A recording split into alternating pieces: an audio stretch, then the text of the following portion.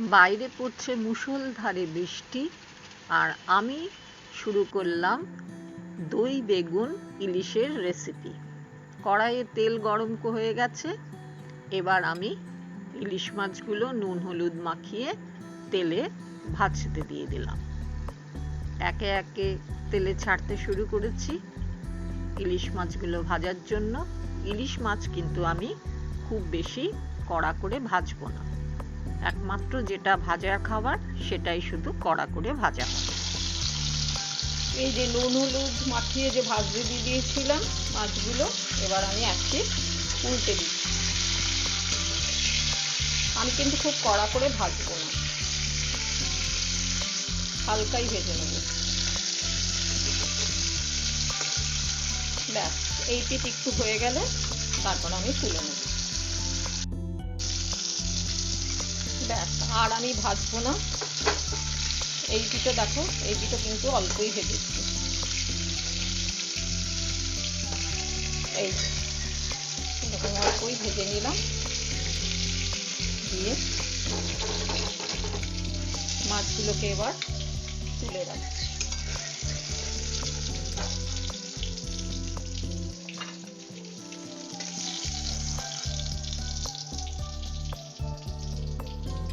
মাছগুলো তুলে নিলাম, আর এখানে করে রেখেছি আমি দই ফেটিয়ে রেখেছি, আর এটা হচ্ছে সর্ষে বাটা।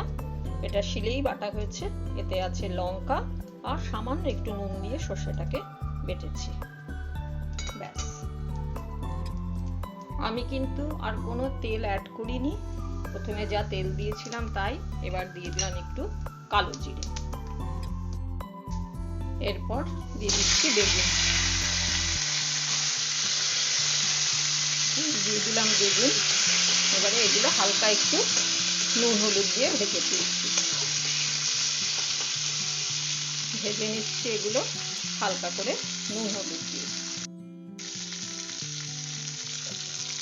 এবার দিয়ে দিচ্ছি একটু হলুদ। ব্যাস, আর দেবো না। আর দিয়ে দিচ্ছি একটু নুন।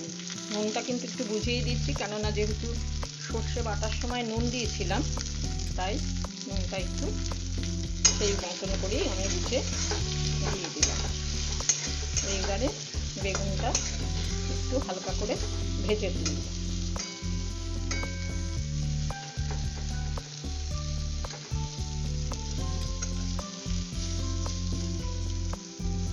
বেগুনটা হালকা করে ভেজে নিচ্ছি। বেগুনটা হালকা ভাজা হয়ে গেছে।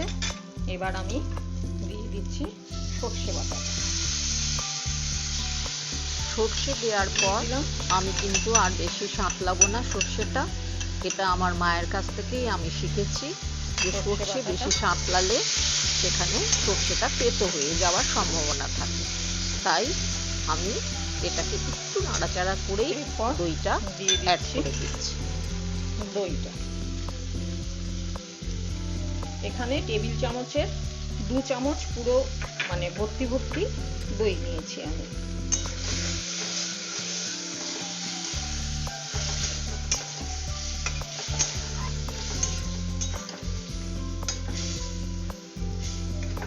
আর যেহেতু আমি কাঁচা লঙ্কা বেটে নিয়েছি সর্ষের সঙ্গে, এখন আর কোনো আমি লঙ্কা দিচ্ছি না। একটু পরে গোটা লঙ্কা 2-3টে দিয়ে দেবো। সামান্য সাতলানোর পর এবার আমি যোগ করছি, যেহেতু দই দিয়েছি, এই দেখো একদম হাফ চামচেরও কম একটু চিনি, জাস্ট ব্যালেন্স করার জন্য। হয়ে গেল। এবার আমি এই সর্ষে আর দইয়ের বাটি ধোয়া জলটা দিয়ে দিলাম।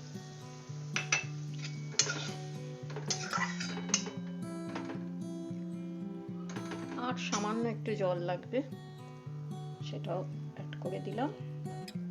ব্যাস,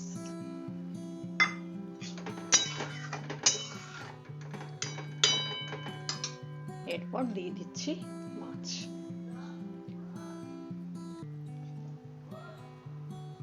আমি এখানে 2 পিসই করছি, কেননা 1 পিস আমি ভাজা রেখে দিয়েছি। এটা ভাজাই খাওয়া হবে তাই।